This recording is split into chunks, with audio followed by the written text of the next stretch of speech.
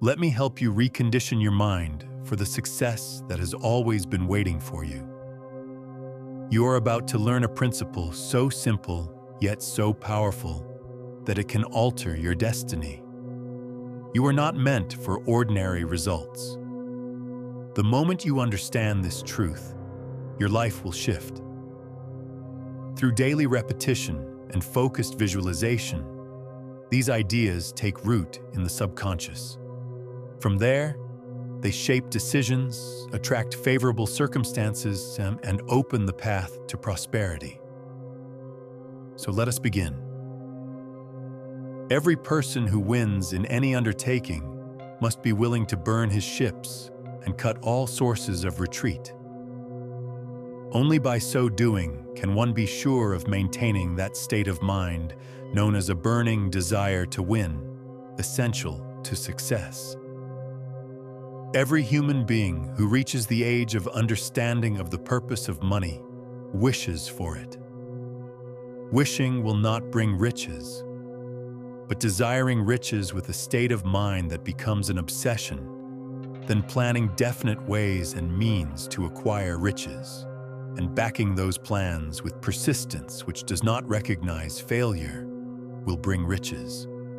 The method by which desire for riches can be transmuted into its financial equivalent consists of 6 definite practical steps. First, fix in your mind the exact amount of money you desire. It is not sufficient merely to say, "I want plenty of money." Be definite as to the amount. Second, determine exactly what you intend to give in return for the money you desire. There is no such reality as something for nothing. Third, establish a definite date when you intend to possess the money you desire. Fourth, create a definite plan for carrying out your desire and begin at once, whether you are ready or not, to put this plan into action. Fifth, write out a clear, concise statement of the amount of money you intend to acquire. Name the time limit for its acquisition. State what you intend to give in return for the money, and describe clearly the plan through which you intend to accumulate it.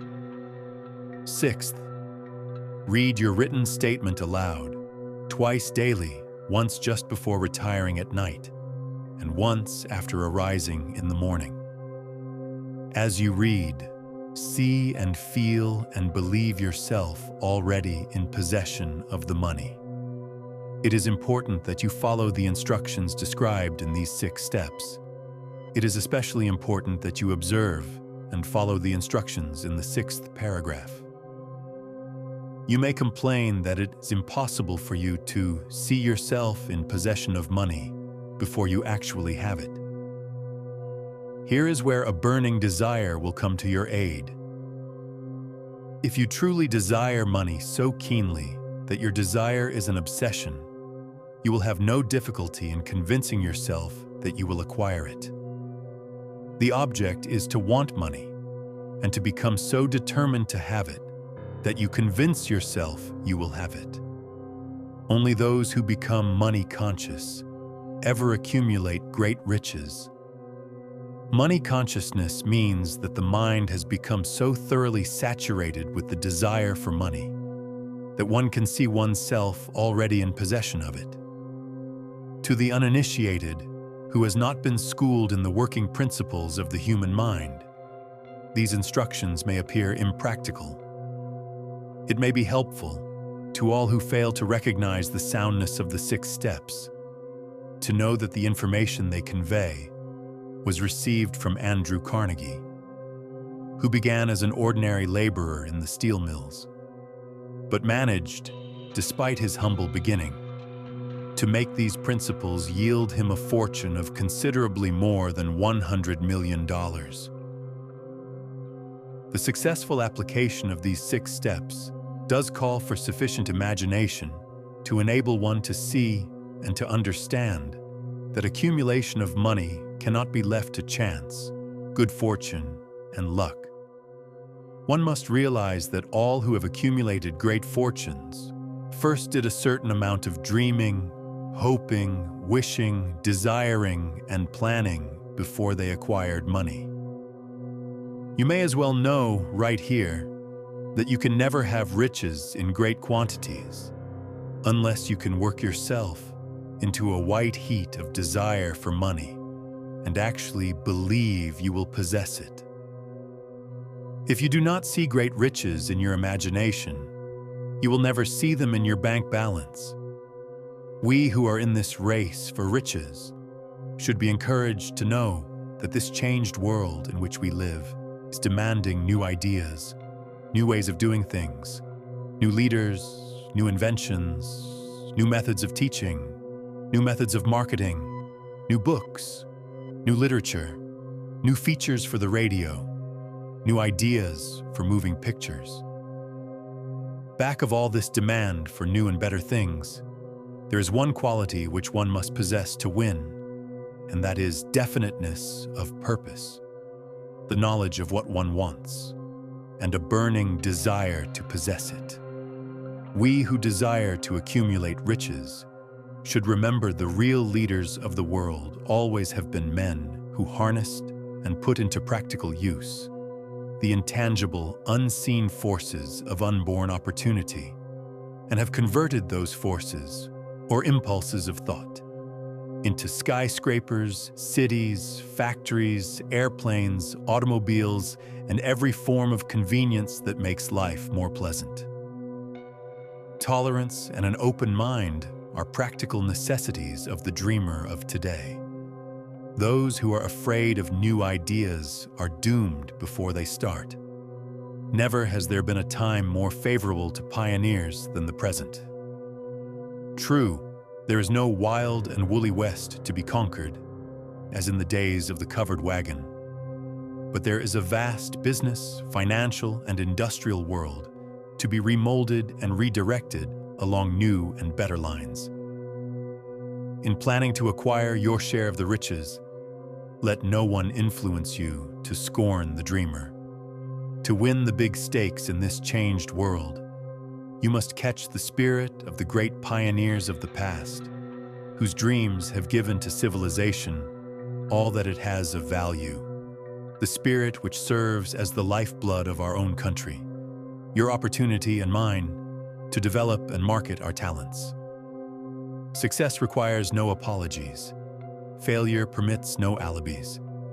If the thing you wish to do is right and you believe in it, go ahead and do it.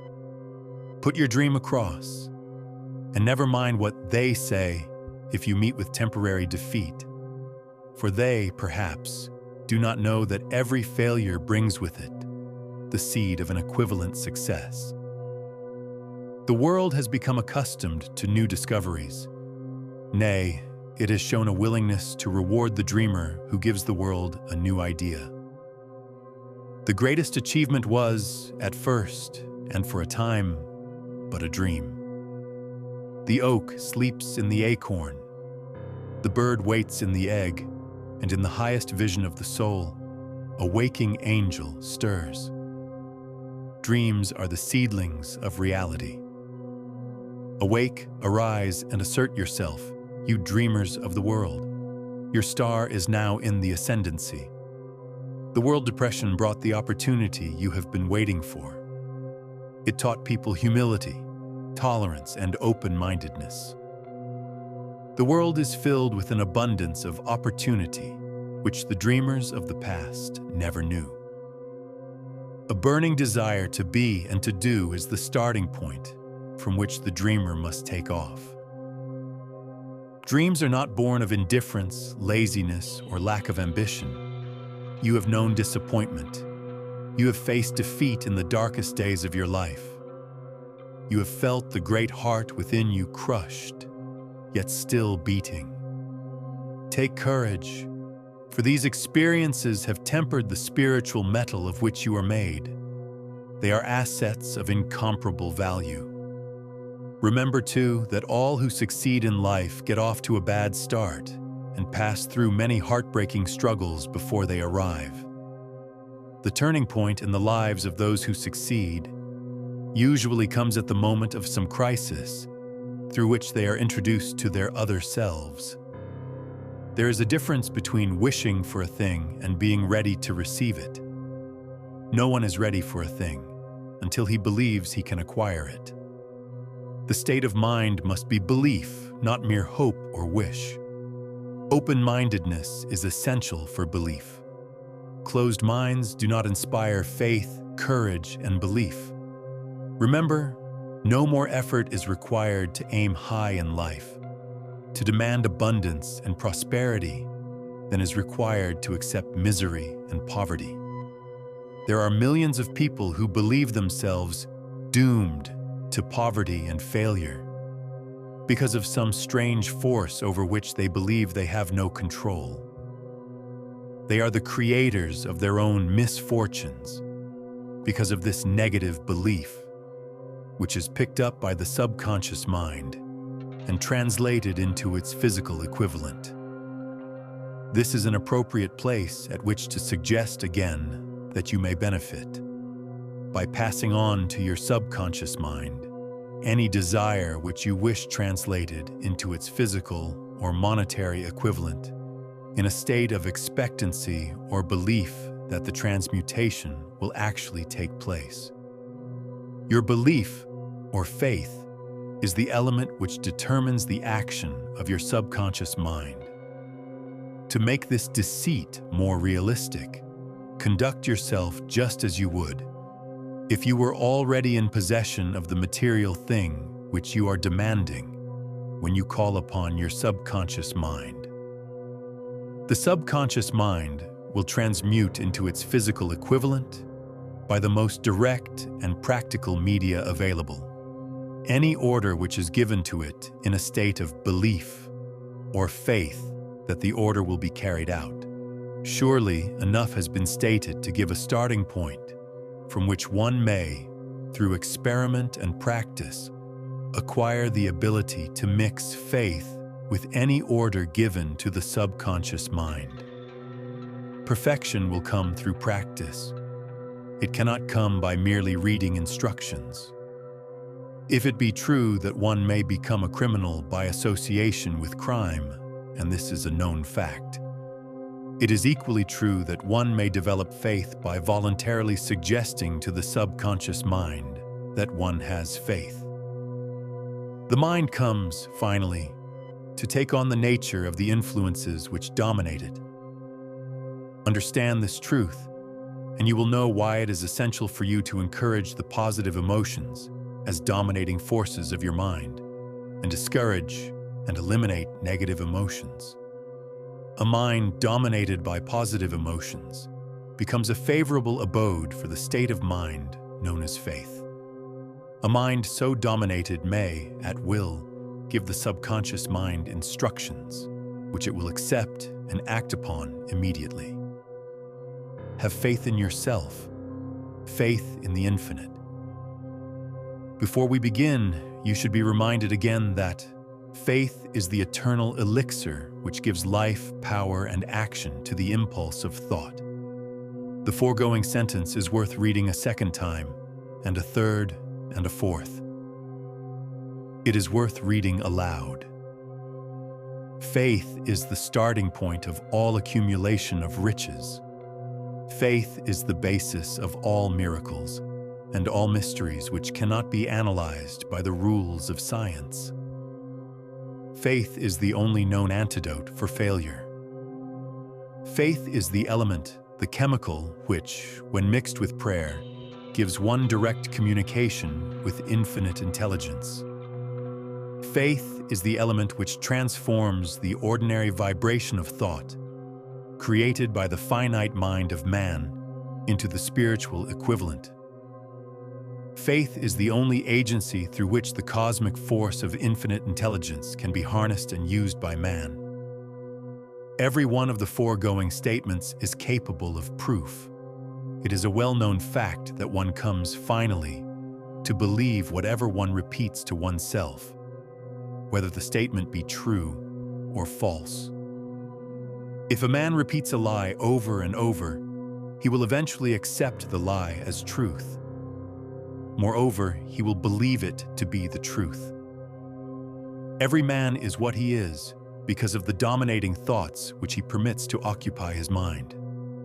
Thoughts which a man deliberately places in his own mind and encourages with sympathy, and with which he mixes any one or more of the emotions, constitute the motivating forces which direct and control his every movement, act, and deed. Comes now a very significant statement of truth. Thoughts which are mixed with any of the feelings of emotions constitute a magnetic force which attracts, from the vibrations of the ether, other similar or related thoughts. A thought thus magnetized with emotion may be compared to a seed which, when planted in fertile soil, germinates, grows, and multiplies itself over and over again, until that which was originally one small seed becomes countless millions of seeds of the same brand. From the great storehouse of the ether, the human mind is constantly attracting vibrations which harmonize with that which dominates the human mind. Any thought, idea, plan, or purpose which one holds in one's mind attracts, from the vibrations of the ether, a host of its relatives, adds these relatives to its own force, and grows until it becomes the dominating, motivating master of the individual in whose mind it has been housed. Now let us go back to the starting point and become informed as to how the original seed of an idea, plan, or purpose may be planted in the mind. The information is easily conveyed. Any idea, plan, or purpose may be placed in the mind through repetition of thought. This is why you are asked to write out a statement of your major purpose or definite chief aim, commit it to memory, and repeat it in audible words day after day until these vibrations of sound have reached your subconscious mind. We are what we are because of the vibrations of thought which we pick up and register through the stimuli of our daily environment.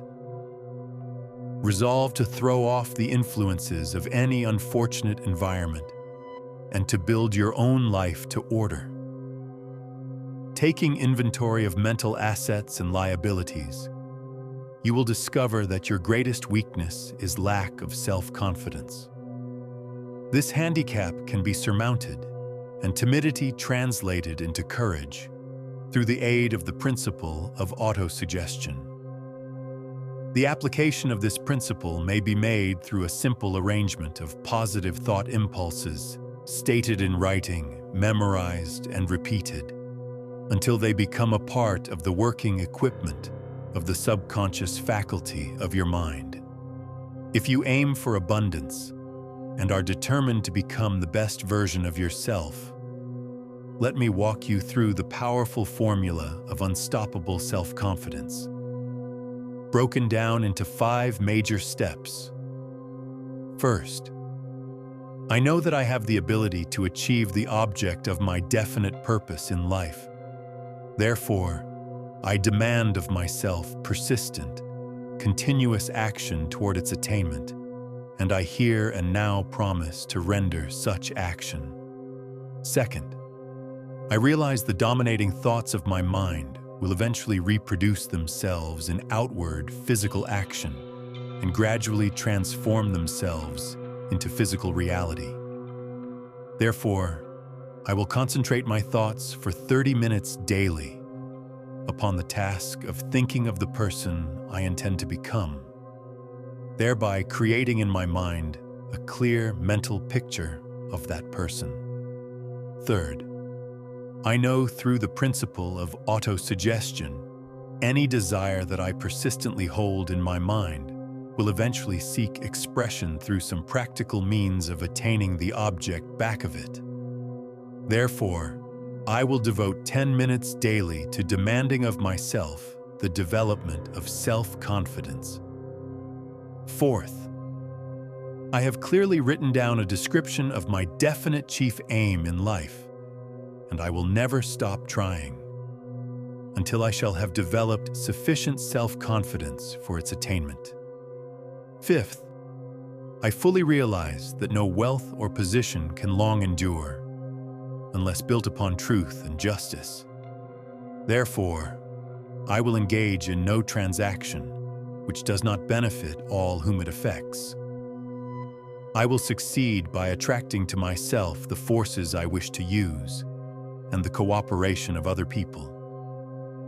I will induce others to serve me because of my willingness to serve others. I will eliminate hatred, envy, jealousy, selfishness, and cynicism by developing love for all humanity. Because I know that a negative attitude toward others can never bring me success.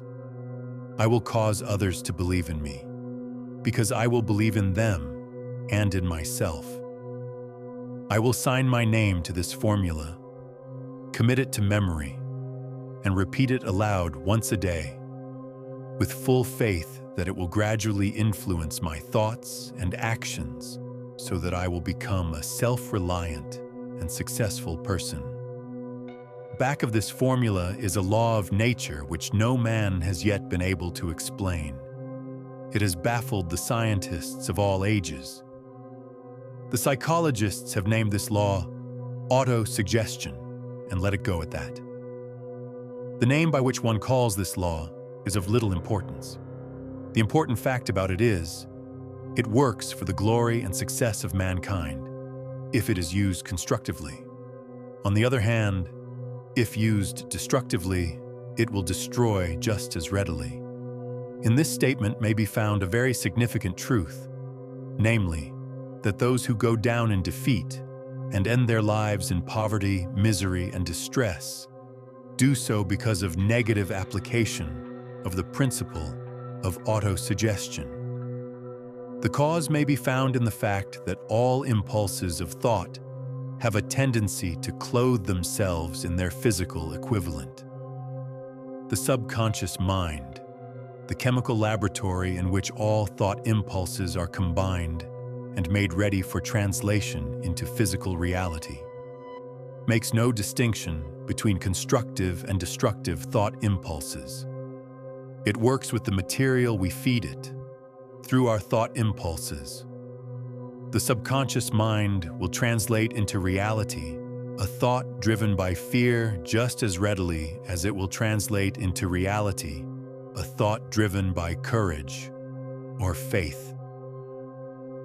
But if you fill your mind with fear, doubt, and unbelief in your ability to connect with and use the forces of infinite intelligence, the law of autosuggestion will take this spirit of unbelief and use it as a pattern by which your subconscious mind will translate it into its physical equivalent. The law of autosuggestion, through which any person may rise to altitudes of achievement which stagger the imagination, is well described in the following verse.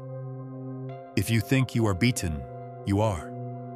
If you think you dare not, you don't. If you like to win, but you think you can't, it is almost certain you won't. If you think you'll lose, you're lost. It's all in the state of mind. You've got to think high to rise. You've got to be sure of yourself before you can ever win a prize. Observe the words which have been emphasized, and you will catch the deep meaning which the poet had in mind. Somewhere in your makeup, perhaps in the cells of your brain, there lies sleeping the seed of achievement, which if aroused and put into action, would carry you to heights, such as you may never have hoped to attain. Let us consider the power of faith as it is now being demonstrated by a man who is well known to all of civilization, Mahatma Gandhi of India. In this man, the world has one of the most astounding examples known to civilization of the possibilities of faith. Gandhi wields more potential power than any man living at this time, and this despite the fact that he has none of the orthodox tools of power, such as money, battleships, soldiers, and materials of warfare. Gandhi has no money. He has no home. He does not own a suit of clothes, but he does have power. How does he come by that power? He created it out of his understanding of the principle of faith and through his ability to transplant that faith into the minds of 200 million people.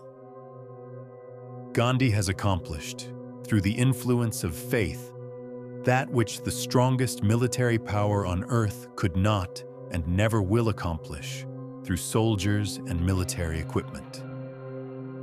He has accomplished the astounding feat of influencing 200 million minds to coalesce and move in unison as a single mind. What other force on earth, except faith, could do as much? Let us go deeper into the power of autosuggestion. Autosuggestion is a term which applies to all suggestions and all self-administered stimuli which reach one's mind through the five senses. Stated in another way, autosuggestion is self-suggestion. It is the agency of communication between that part of the mind where conscious thought takes place and that which serves as the seat of action for the subconscious mind. Through the dominating thoughts which one permits to remain in the conscious mind, whether these thoughts be negative or positive, is immaterial. The principle of autosuggestion voluntarily reaches the subconscious mind and influences it with these thoughts. No thought, whether it be negative or positive, can enter the subconscious mind without the aid of the principle of autosuggestion, with the exception of thoughts picked up from the ether. Stated differently, all sense impressions which are perceived through the five senses are stopped by the conscious thinking mind and may be either passed on to the subconscious mind or rejected at will. The conscious faculty serves, therefore, as an outer guard to the approach of the subconscious. Nature has so built man that he has absolute control over the material which reaches his subconscious mind through his five senses, although this is not meant to be construed as a statement that man always exercises this control. In the great majority of instances, he does not exercise it, which explains why so many people go through life in poverty. Recall what has been said about the subconscious mind resembling a fertile garden spot in which weeds will grow in abundance if the seeds of more desirable crops are not sown therein. Autosuggestion is the agency of control through which an individual may voluntarily feed his subconscious mind on thoughts of a creative nature, or by neglect, permit thoughts of a destructive nature to find their way into this rich garden of the mind. In my previous videos on desire, you were instructed to read aloud, twice daily, the written statement of your desire for money, and to see and feel yourself already in possession of it. By following these instructions, you communicate the object of your desire directly to your subconscious mind in a spirit of absolute faith. Through repetition of this procedure, you voluntarily create thought habits which are favorable to your efforts to transmute desire into its monetary equivalent. Remember, therefore, when reading aloud the statement of your desire, through which you are endeavoring to develop a money consciousness, that the mere reading of the words is of no consequence unless you mix emotion or feeling with your words. If you repeat 1,000,000 times the famous formula, day by day, in every way, I am getting better and better, without mixing emotion and faith with your words, you will experience no desirable results. Your subconscious mind recognizes and acts upon only thoughts which have been well mixed with emotion or feeling. Plain, unemotional words do not influence the subconscious mind. You will get no appreciable results until you learn to reach your subconscious mind with thoughts or spoken words which have been well emotionalized with belief. Do not become discouraged if you cannot control and direct your emotions the first time you try to do so. Remember, there is no such possibility as something for nothing. Ability to reach and influence your subconscious mind has its price, and you must pay that price. You cannot cheat, even if you desire to do so. The price of ability to influence your subconscious mind is everlasting persistence in applying the principles described here. You cannot develop the desired ability for a lower price. You, and you alone, must decide whether or not the reward for which you are striving, the money consciousness, is worth the price you must pay for it in effort. Wisdom and cleverness alone will not attract and retain money except in a few very rare instances where the law of averages favors the attraction of money through these sources. The method of attracting money described here does not depend upon the law of averages. Moreover, the method plays no favorites. It will work for one person as effectively as it will for another. Where failure is experienced, it is the individual, not the method, which has failed. If you try and fail, make another effort, and still another until you succeed. Your ability to use the principle of autosuggestion will depend, very largely, upon your capacity to concentrate upon a given desire until that desire becomes a burning obsession. When you begin to carry out the instructions connected with the 6 steps explained in my previous lessons, it will be necessary for you to make deliberate use of the principle of concentration. Let me now offer practical guidance for the effective use of concentration. When you apply the first of the 6 steps, fixing in your own mind the exact amount of money you desire, hold your thoughts firmly on that amount through concentration or fixation of attention with your eyes closed until you can actually see the physical appearance of the money. Practice this exercise at least once each day. As you do so, follow the instructions given in my previous lessons on faith and see yourself already in full possession of the money. Here is a most significant fact. The subconscious mind takes any orders given it in a spirit of absolute faith and acts upon those orders, although the orders often have to be presented over and over again through repetition before they are interpreted by the subconscious mind. Following the preceding statement, consider the possibility of playing a perfectly legitimate trick on your subconscious mind by making it believe, because you believe it, that you must have the amount of money you are visualizing, that this money is already awaiting your claim, that the subconscious mind must hand over to you practical plans for acquiring the money which is yours. Hand over the thought suggested in the preceding paragraph to your imagination and see what your imagination can or will do to create practical plans for the accumulation of money through transmutation of your desire. Do not wait for a definite plan through which you intend to exchange services or merchandise in return for the money you are visualizing, but begin at once to see yourself in possession of the money, demanding and expecting. Meanwhile, that your subconscious mind will hand over the plan or plans you need. Be on the alert for these plans, and when they appear, put them into action immediately. When the plans appear, they will probably flash into your mind through the 6th sense in the form of an inspiration. This inspiration may be considered a direct telegram or message from infinite intelligence. Treat it with respect and act upon it as soon as you receive it. Failure to do this will be fatal to your success.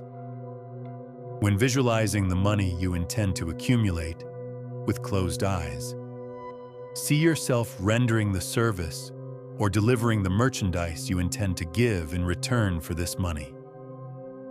This is important. The fact that you are hearing this speech is an indication that you earnestly seek knowledge. It is also an indication that you are a student of this subject. If you are only a student, there's a chance that you may learn much that you did not know, but you will learn only by assuming an attitude of humility. Let us see whether you are truly prepared to change, whether you are ready to awaken and direct the power of your subconscious mind. You can manifest it for yourself by following these 3 steps. First, withdraw now to a quiet place where you will not be disturbed. Sit comfortably, close your eyes, then speak these words aloud so that your own ears may hear the command of your will. I believe that I shall possess this money. My faith is so strong that I can now see it clearly before me. I can feel it in my hands. This money is already awaiting transfer to me at the exact time and in the exact proportion that I render the service I have determined to give in return. I now expect a definite plan through which this money will come to me, and when that plan is revealed, I shall act upon it immediately and without hesitation. Repeat this declaration daily with conviction, knowing that whatever the mind can clearly conceive and firmly believe, it can and will achieve. Second, repeat this program night and morning until you can see, in your imagination, the money you intend to accumulate. Third, place a written copy of your statement where you can see it night and morning and read it just before retiring and upon arising until it has been memorized. Remember, as you carry out these instructions, that you are applying the principle of autosuggestion for the purpose of giving orders to your subconscious mind.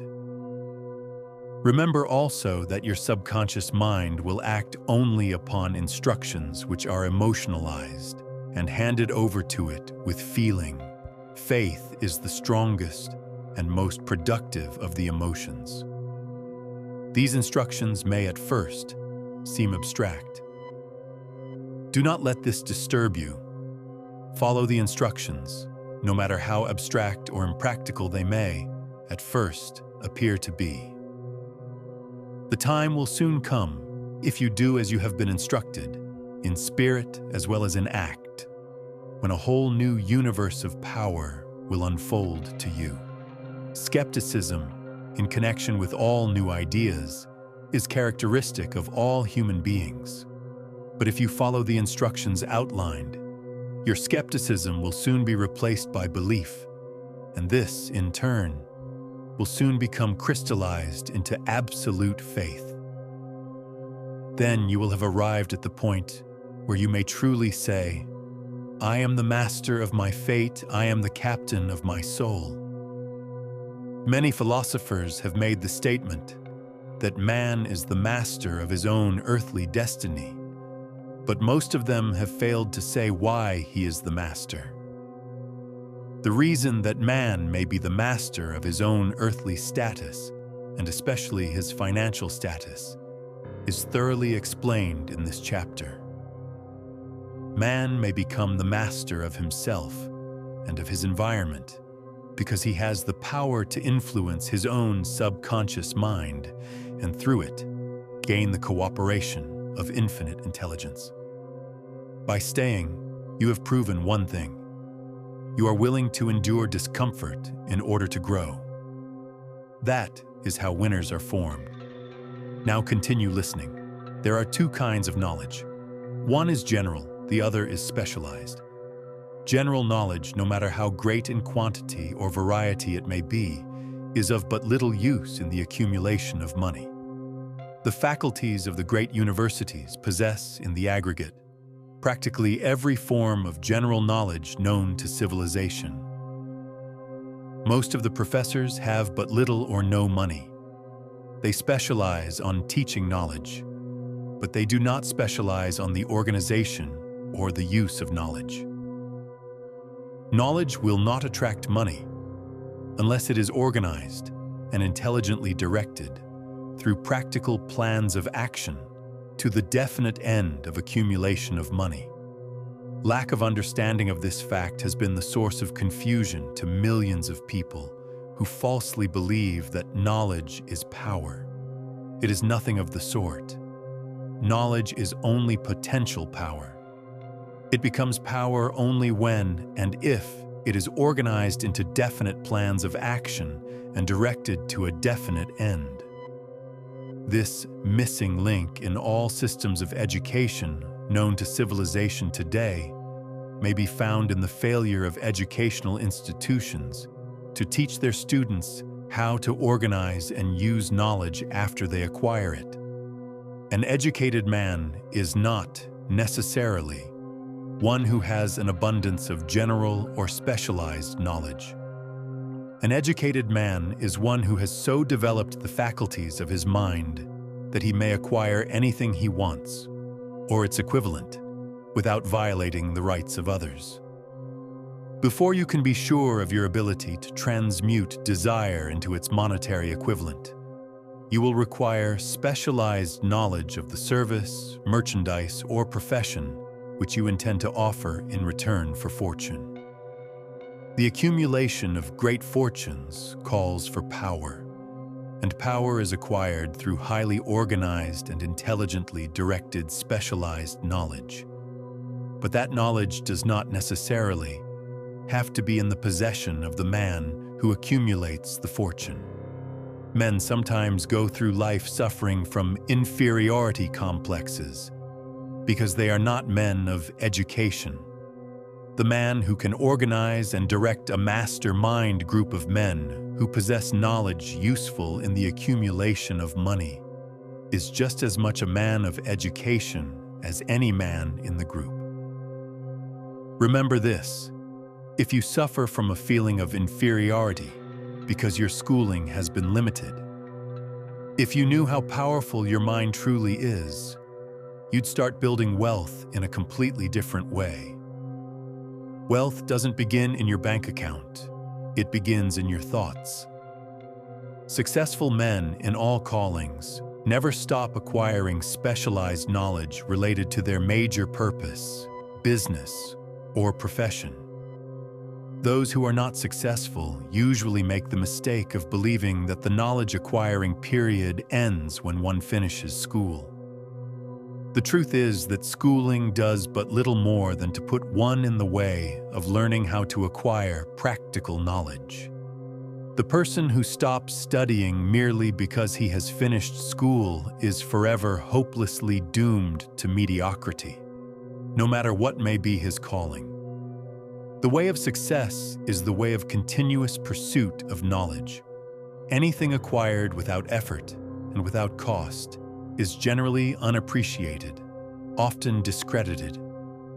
Doing a thing well is never trouble, even if it means starting at the bottom. This idea of starting at the bottom and working one's way up may appear to be sound, but the major objection to it is this: too many of those who begin at the bottom never manage to lift their heads high enough to be seen by opportunity, so they remain at the bottom. It should be remembered also that the outlook from the bottom is not so very bright or encouraging. It has a tendency to kill off ambition. We call it getting into a rut, which means that we accept our fate because we form the habit of daily routine, a habit that finally becomes so strong we cease to try to throw it off. And that is another reason why it pays to start one or two steps above the bottom. By so doing, one forms the habit of looking around, of observing how others get ahead, of seeing opportunity, and of embracing it without hesitation. I believe that close association with one who refuses to compromise with circumstances he does not like is an asset that can never be measured in terms of money. The bottom is a monotonous, dreary, unprofitable place for any person. But any idea whose purpose is to solve problems and serve people is capable of producing an income far greater than that of the average doctor, lawyer, or engineer professions that require many years of formal education. The idea is saleable to those seeking new positions, in practically all positions calling for managerial or executive ability, and those desiring rearrangement of incomes in their present positions. There is no fixed price for sound ideas. Back of all ideas is specialized knowledge. Unfortunately, for those who do not find riches in abundance, specialized knowledge is more abundant and more easily acquired than ideas. Because of this very truth, there is a universal demand and an ever-increasing opportunity for the person capable of helping men and women to sell their personal services advantageously. Capability means imagination, the one quality needed to combine specialized knowledge with ideas in the form of organized plans designed to yield riches. If you have imagination, this video may present you with an idea sufficient to serve as the beginning of the riches you desire. Remember, the idea is the main thing. Specialized knowledge may be found just around the corner, any corner. The imagination is literally the workshop wherein are fashioned all plans created by man. The impulse, the desire, is given shape, form, and action through the aid of the imaginative faculty of the mind. It has been said that man can create anything which he can imagine. Man's only limitation, within reason, lies in his development and use of his imagination. He has not yet reached the apex of development in the use of his imaginative faculty. He has merely discovered that he has an imagination and has commenced to use it in a very elementary way. Let me explain to you two forms of imagination. First, synthetic imagination. Through this faculty, one may arrange old concepts, ideas, or plans into new combinations. This faculty creates nothing. It merely works with the material of experience, education, and observation with which it is fed. It is the faculty used most by the inventor, with the exception of the genius who draws upon the creative imagination when he cannot solve his problem through synthetic imagination. Second, creative imagination. Through the faculty of creative imagination, the finite mind of man has direct communication with infinite intelligence. It is the faculty through which hunches and inspirations are received. It is by this faculty that all basic or new ideas are handed over to man. It is through this faculty that thought vibrations from the minds of others are received. It is through this faculty that one individual may tune in or communicate with the subconscious minds of other men. The creative imagination works automatically in the manner described in subsequent lessons. This faculty functions only when the conscious mind is vibrating at an exceedingly rapid rate, as for example, when the conscious mind is stimulated through the emotion of a strong desire. The creative faculty becomes more alert, more receptive to vibrations from the sources mentioned, in proportion to its development through USE. This statement is significant. Ponder over it before passing on. Keep in mind, as you follow these principles, that the entire story of how one may convert desire into money cannot be told in one statement. The story will be complete only when one has mastered, assimilated, and begun to make use of all the principles. The great leaders of business, industry, finance, and the great artists, musicians, poets, and writers became great because they developed the faculty of creative imagination. Both the synthetic and creative faculties of imagination become more alert with use, just as any muscle or organ of the body develops through use. Desire is only a thought, an impulse. It is nebulous and ephemeral. It is abstract and of no value until it has been transformed into its physical counterpart.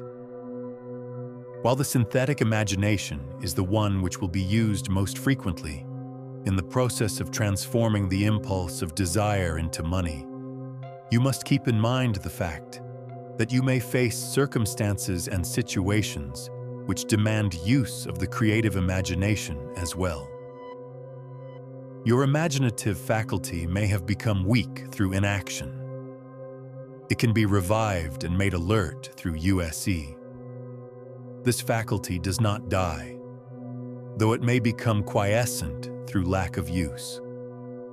Center your attention, for the time being, on the development of the synthetic imagination, because this is the faculty which you will use more often in the process of converting desire into money.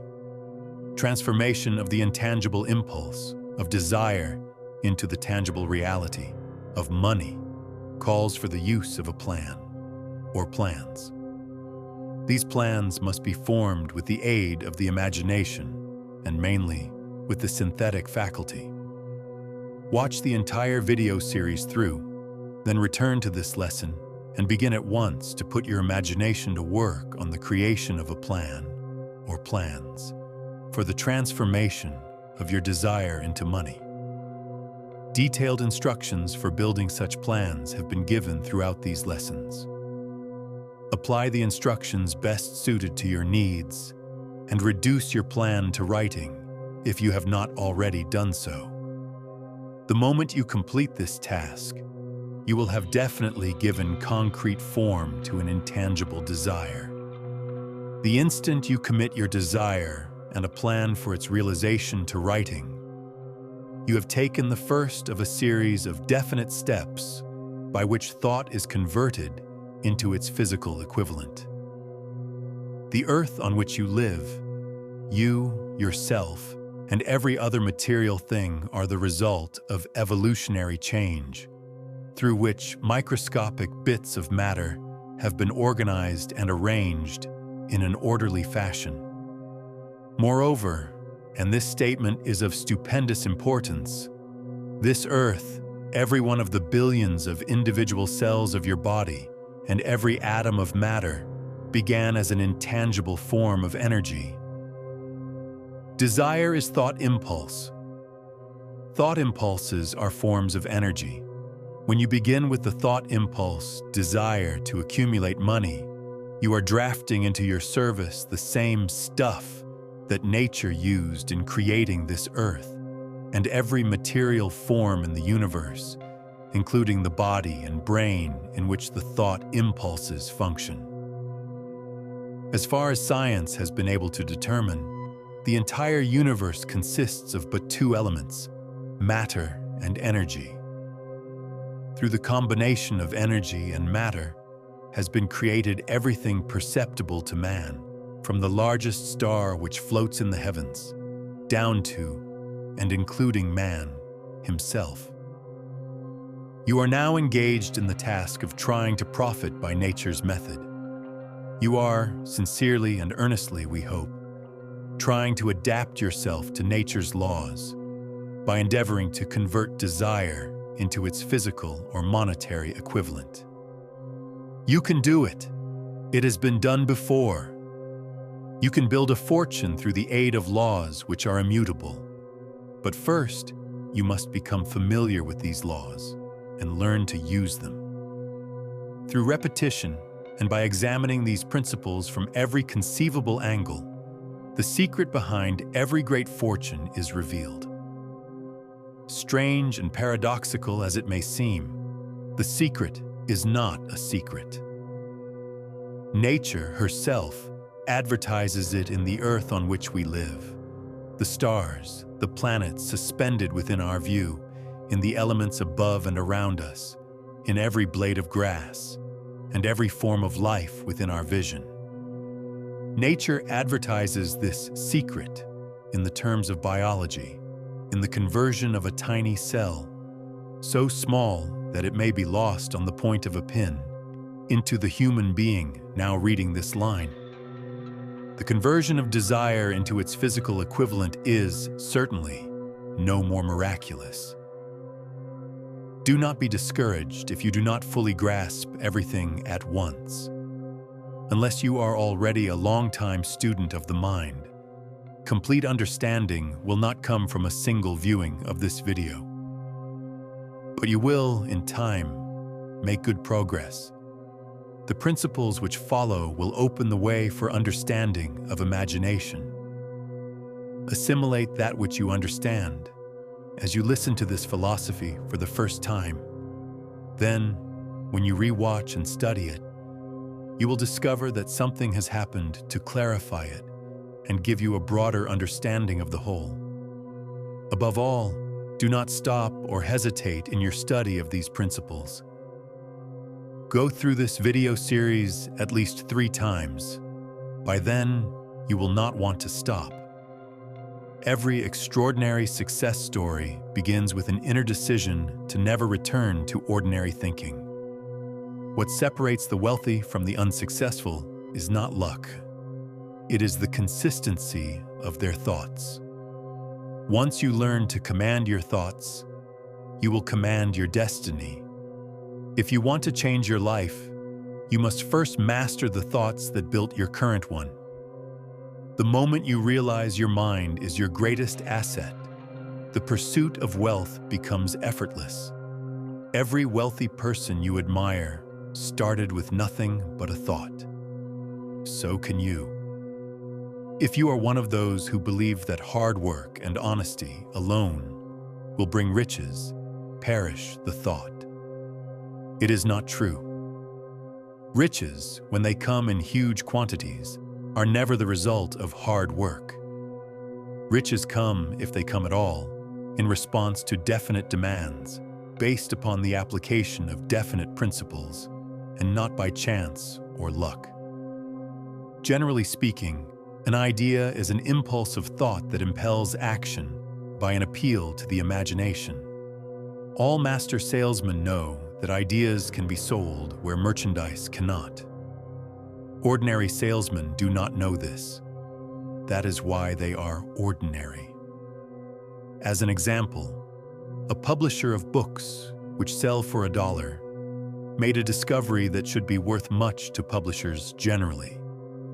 He learned that many people buy titles and not contents of books. By merely changing the name of one book that was not moving, his sales on that book jumped upward more than 1 million copies. The inside of the book was not changed in any way. He merely ripped off the cover bearing the title that did not sell and put on a new cover with a title that had box office value. If the foregoing comment on the opportunities of the book publisher has not started your idea factory to work, you had better forget it. Your opportunity is in some other field. If the comment intrigued you in the slightest degree, then go further into it, and you may find the one idea you need to round out your career. The story of practically every great fortune starts with the day when a creator of ideas and a seller of ideas got together and worked in harmony. Men who created ideas and men who put ideas into operation and made himself and the others fabulously rich. Millions of people go through life hoping for favorable breaks. Perhaps a favorable break can get one an opportunity, but the safest plan is not to depend upon luck. It was a favorable break that gave me the biggest opportunity of my life. But 25 years of determined effort had to be devoted to that opportunity before it became an asset. The break consisted of my good fortune in meeting and gaining the cooperation of Andrew Carnegie. On that occasion, Carnegie planted in my mind the idea of organizing the principles of achievement into a philosophy of success. thousands of people have profited by the discoveries made in the 25 years of research, and several fortunes have been accumulated through the application of the philosophy. The beginning was simple. It was an idea which anyone might have developed. The favorable break came through Carnegie. But what about the determination, definiteness of purpose, and the desire to attain the goal, and the persistent effort of 25 years? It was no ordinary desire that survived disappointment, discouragement, temporary defeat, criticism, and the constant reminding of waste of time. It was a burning desire, an obsession. If you allow these words to influence your thoughts each day, they will quietly reshape your habits and decisions. In doing so, they awaken the inner power that leads naturally to abundance and achievement. Claim the life you seek. Break the chains of your old identity. What comes next will redefine your limits. Master the unbreakable mindset. Your future is calling you. Greatness starts with discipline, so open yourself to the flow of abundance. Success requires no explanations. Failure permits no alibis. Organized planning is the crystallization of desire into action. Everything man creates or acquires begins in the form of desire. That desire is taken on the first lap of its journey, from the abstract to the concrete, into the workshop of the imagination, where plans for its transition are created and organized. You will now learn how to turn ideas into practical plans. First, ally yourself with a group of as many people as you may need for the creation and carrying out of your plan, or plans for the accumulation of money. Making use of the mastermind principle described in a previous video. Compliance with this instruction is absolutely essential. Do not neglect it. Second, before forming your mastermind alliance, decide what advantages and benefits you may offer the individual members of your group in return for their cooperation. No one will work indefinitely without some form of compensation. No intelligent person will either request or expect another to work without adequate compensation, although this may not always be in the form of money. Third, arrange to meet with the members of your mastermind group at least twice a week, and more often if possible, until you have jointly perfected the necessary plan or plans for the accumulation of money.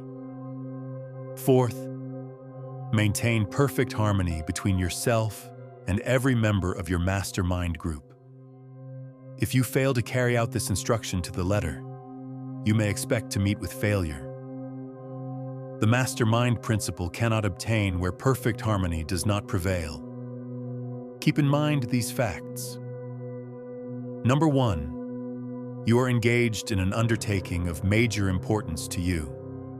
To be sure of success, you must have plans which are faultless. Number 2, you must have the advantage of the experience, education, native ability, and imagination of other minds. This is in harmony with the methods followed by every person who has accumulated a great fortune. No individual has sufficient experience, education, native ability, and knowledge to ensure the accumulation of a great fortune without the cooperation of other people.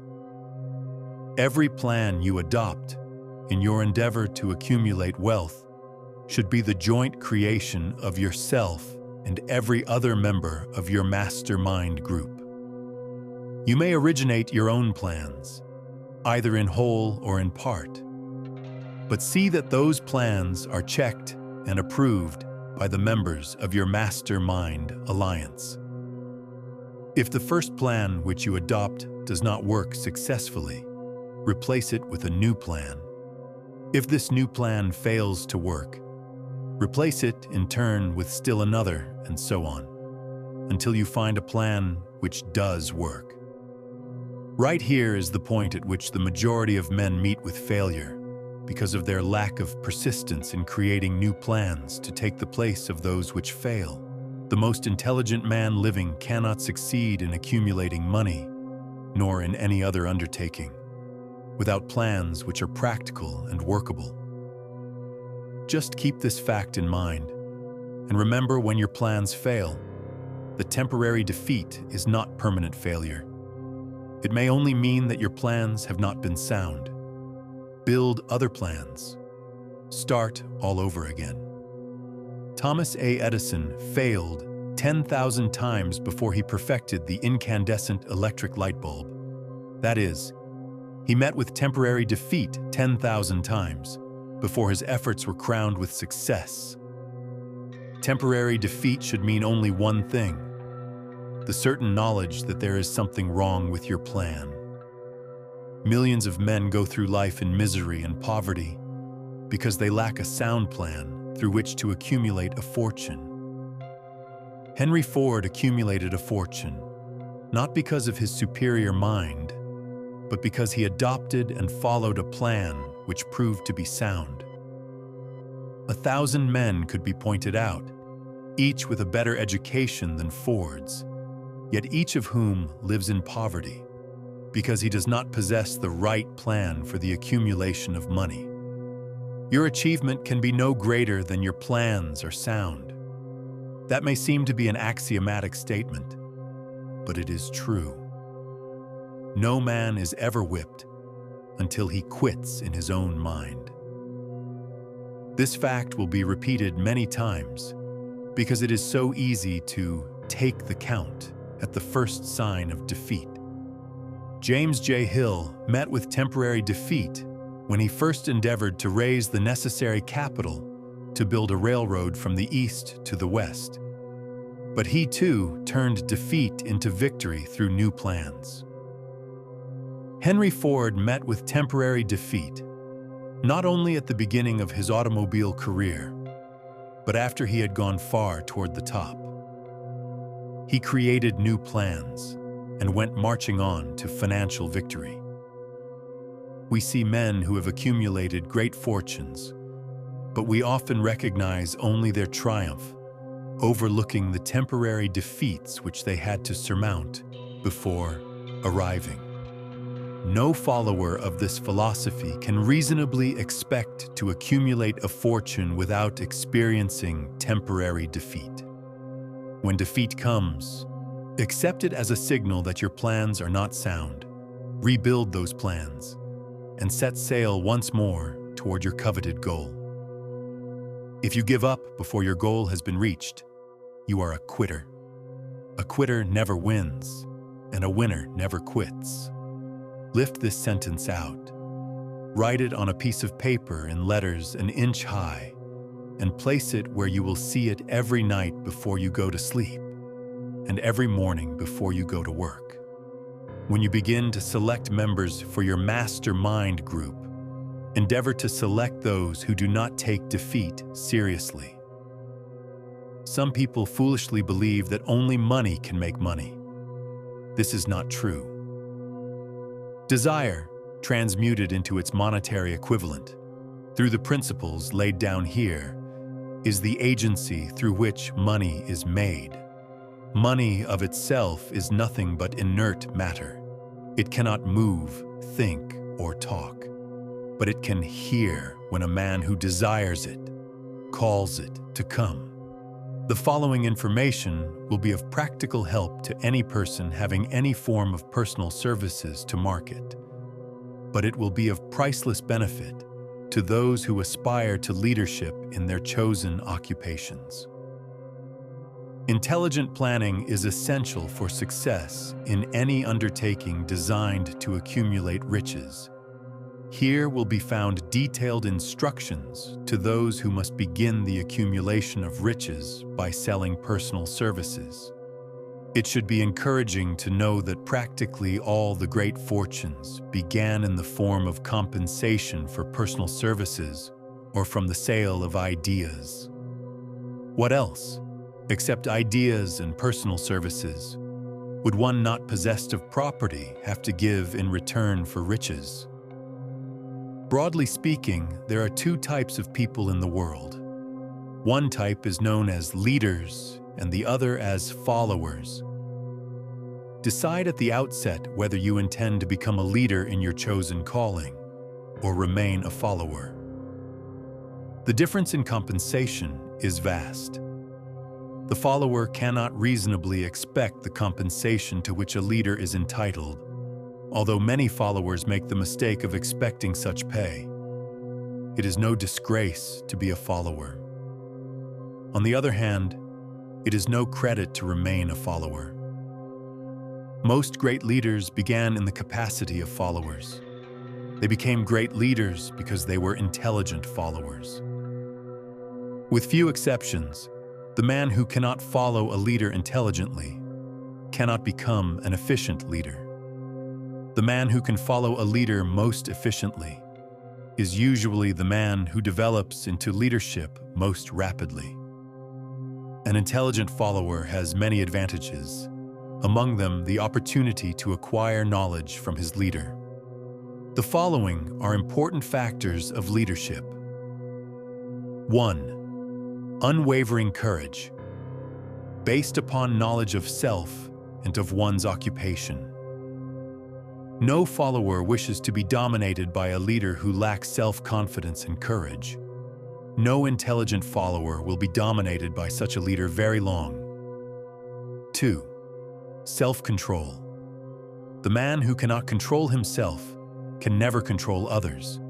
Self-control sets a mighty example for one's followers, which the more intelligent will emulate. 3.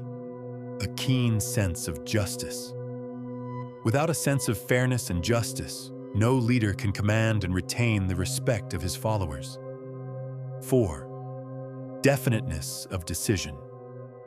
The man who wavers in his decisions shows that he is not sure of himself. He cannot lead others successfully. 5. Definiteness of plans. The successful leader must plan his work and work his plan. A leader who moves by guesswork, without practical, definite plans, is comparable to a ship without a rudder.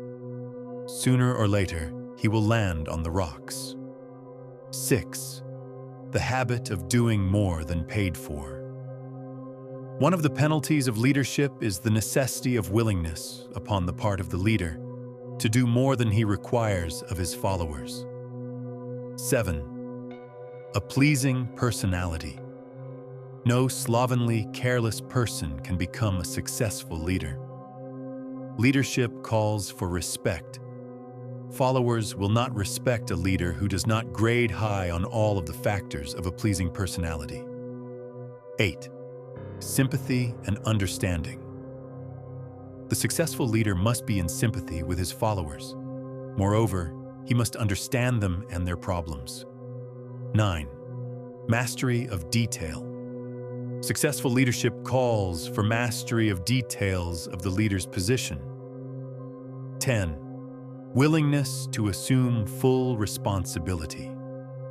The successful leader must be willing to assume responsibility for the mistakes and the shortcomings of his followers. If he tries to shift this responsibility, he will not remain the leader. If one of his followers makes a mistake and shows himself incompetent, the leader must consider that it is he who failed. 11. Cooperation. The successful leader must understand and apply the principle of cooperative effort and be able to induce his followers to do the same. Leadership calls for power, and power calls for cooperation. There are two forms of leadership. The first, and by far the most effective, is leadership by consent of, and with the sympathy of the followers. The second is leadership by force, without the consent and sympathy of the followers. History is filled with evidences that leadership by force cannot endure. The downfall and disappearance of dictators and kings is significant. It means that people will not follow forced leadership indefinitely. The world has just entered a new era of relationship between leaders and followers, which very clearly calls for new leaders and a new brand of leadership in business and industry. Those who belong to the old school of leadership by force must acquire an understanding of the new brand of leadership, cooperation, or be relegated to the rank and file of the followers. There is no other way out for them. The relationship of employer and employee, or of leader and follower in the future, will be one of mutual cooperation based upon an equitable division of the profits of business. In the future, the relationship of employer and employee will be more like a partnership than it has been in the past. Napoleon, Kaiser Wilhelm of Germany, the Tsar of Russia, and the King of Spain were examples of leadership by force. Their leadership passed. Without much difficulty, one might point to the prototypes of these ex-leaders among the business, financial, and labor leaders of America who have been dethroned or slated to go. Leadership by consent of the followers is the only brand which can endure. Men may follow the forced leadership temporarily, but they will not do so willingly. The new brand of leadership will embrace the 11 factors of leadership described in this lesson, as well as some other factors. The man who makes these the basis of his leadership will find abundant opportunity to lead in any walk of life. The Depression was prolonged, largely, because the world lacked leadership of the new brand. At the end of the Depression, the demand for leaders who are competent to apply the new methods of leadership has greatly exceeded the supply. Some of the old type of leaders will reform and adapt themselves to the new brand of leadership. But generally speaking, the world will have to look for new timber for its leadership. This necessity may be your opportunity.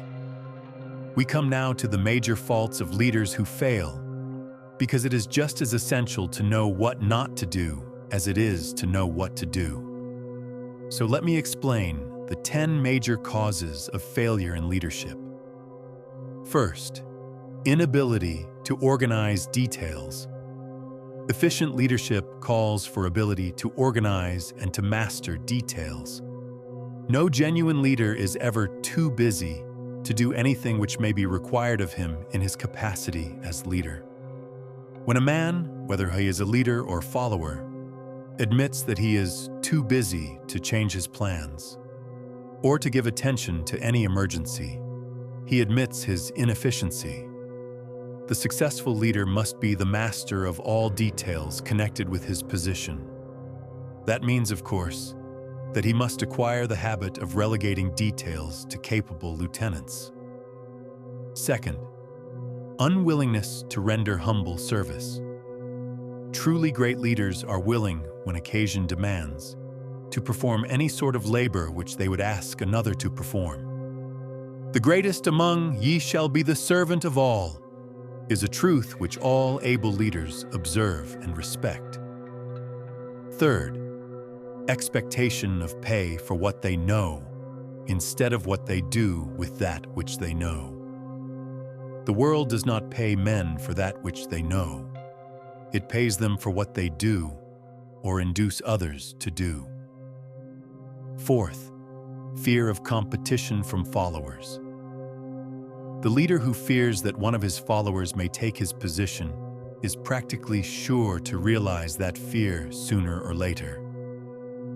The able leader trains understudies to whom he may delegate at will any of the details of his position. Only in this way may a leader multiply himself and prepare himself to be at many places and give attention to many things at one time. It is an eternal truth that men receive more pay for their ability to get others to perform than they could possibly earn by their own efforts. An efficient leader may, through his knowledge of his job and the magnetism of his personality, greatly increase the efficiency of others and induce them to render more service and better service than they could render without his aid. Fifth, lack of imagination. Without imagination, the leader is incapable of meeting emergencies and of creating plans by which to guide his followers efficiently. Sixth, selfishness. The leader who claims all the honor for the work of his followers is sure to be met by resentment. The really great leader claims none of the honors.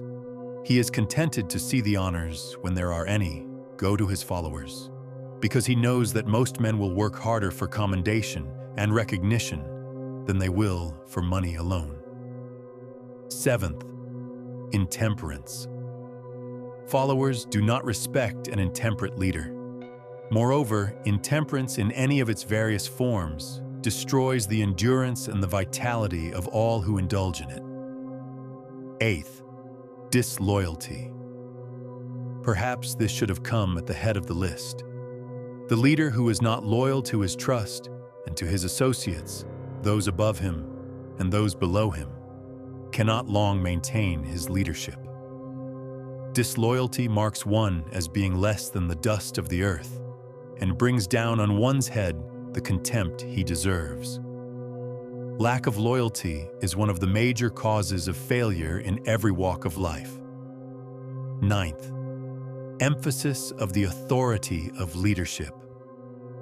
The efficient leader leads by encouraging and not by trying to instill fear in the hearts of his followers. The leader who tries to impress his followers with his authority comes within the category of leadership through force. If a leader is a real leader, he will have no need to advertise that fact except by his conduct, his sympathy, understanding, fairness, and a demonstration that he knows his job. 10th, emphasis of title. The competent leader requires no title to give him the respect of his followers. The man who makes too much over his title generally has little else to emphasize. The doors to the office of the real leader are open to all who wish to enter, and his working quarters are free from formality or ostentation. These are among the more common of the causes of failure in leadership. Any one of these faults is sufficient to induce failure. Study the list carefully if you aspire to leadership, and make sure that you are free of these faults. Most people quit before this point. You didn't. That already sets you apart. Now turn awareness into action. Turn intention into identity. Support this work by liking the video and sharing it with those who seek abundance. Make a commitment. Write in the comments, "I am a builder of wealth," not to prove it to others, but to inspire them. Seal it. No excuses. Write it down. Do it now.